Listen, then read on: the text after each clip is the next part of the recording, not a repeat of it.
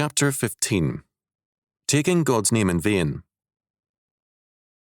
Deuteronomy chapter 5, verse 11.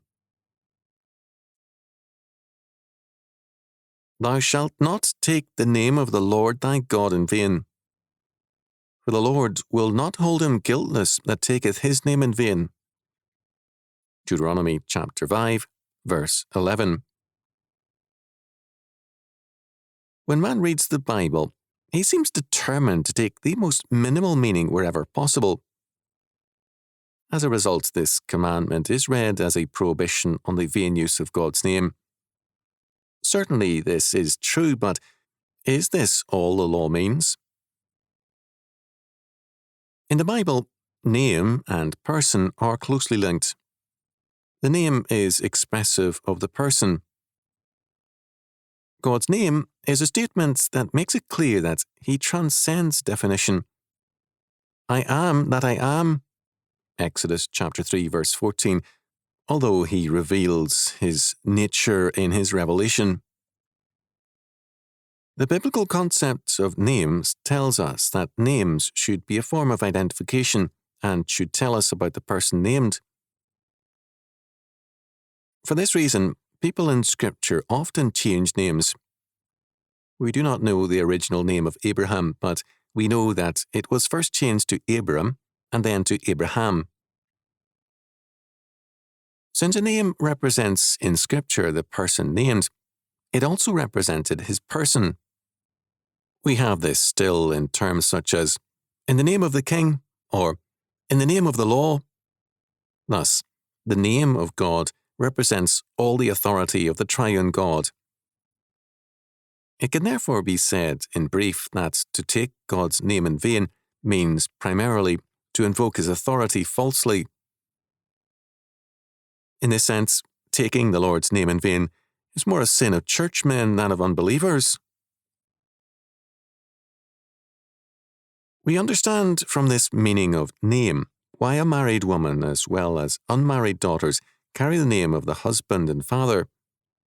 They signify thereby that they are under his care and authority. It is a protective covering. This makes clear the meaning of Isaiah chapter 26, verse 13. O Lord, our God, other lords beside thee have had dominion over us, but by thee only will we make mention of thy name.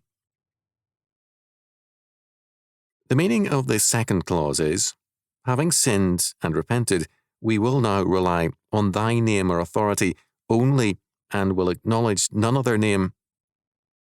None other God meant none other name. The name of God is also his self-revelation. God reveals himself in his law word.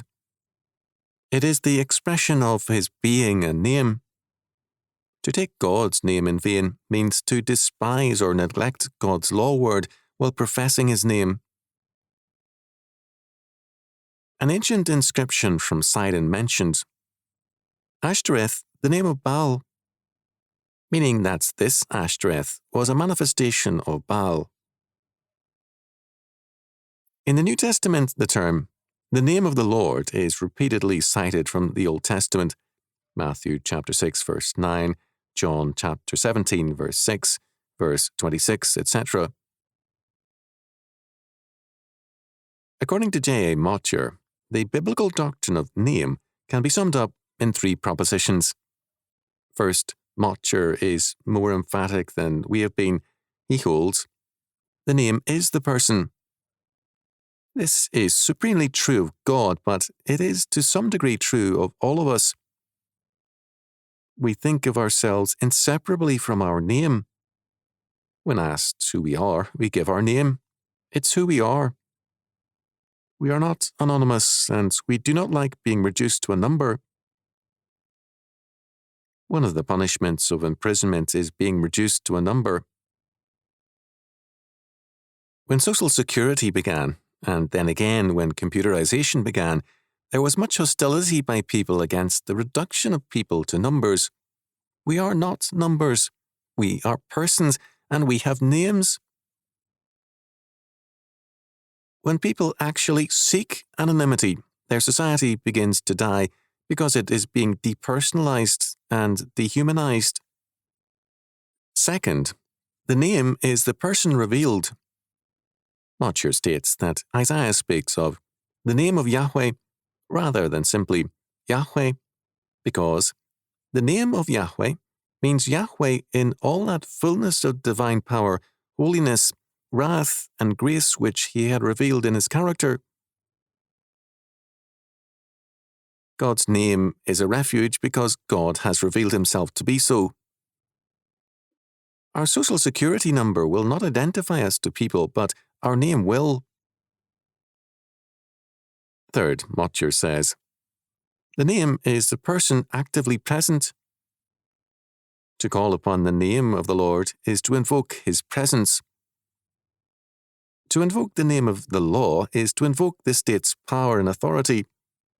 To carry a name means to carry the fact of a person and a family and the authority it may have.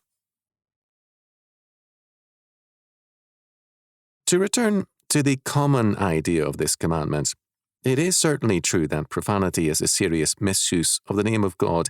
It is certainly a form of prohibited speech. All the same, we must see this misuse of the name of God, of Christian, of Christianity, and so on, as far more serious. To invoke the authority of God and to use his name for institutions and or churches when we do not live by every word that proceeds from the mouth of God is blasphemy. It is a violation of this commandment.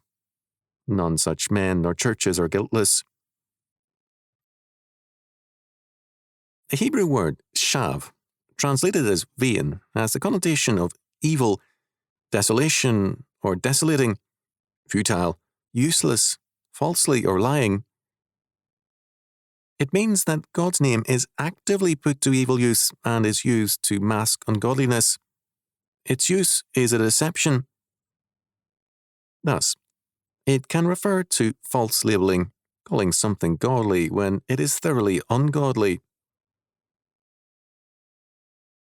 We now have books which claim that the Bible does not oppose homosexuality, only homosexual prostitution. Besides being deconstructionist studies, such works are blasphemous and are clear violations of this commandment. They take the name of the Lord in vain, in falsity, and for evil purposes. The most serious violations of this law are not by the ungodly, however serious their contempt for God and their profanity. They are obviously evil, and all their lives are futility and vanity. Those who profess to be Christ's faithful servants and then treat his law word as a plastic and malleable thing to be used as man sees fit are the evil ones who take his name in vain. God will not hold them to be guiltless. He will have his vengeance on the guilty ones. We began by calling attention to the minimal meaning of this commandment. The church is very prone to this. It is easy to reduce this law to a prohibition of verbal profanity, which is true enough, while neglecting the fact that any church, any Christian, or any agency which uses Christ's name while disregarding his total law word, denying his deity and incarnation, and denying the inerrancy of his word, is taking his name in vain.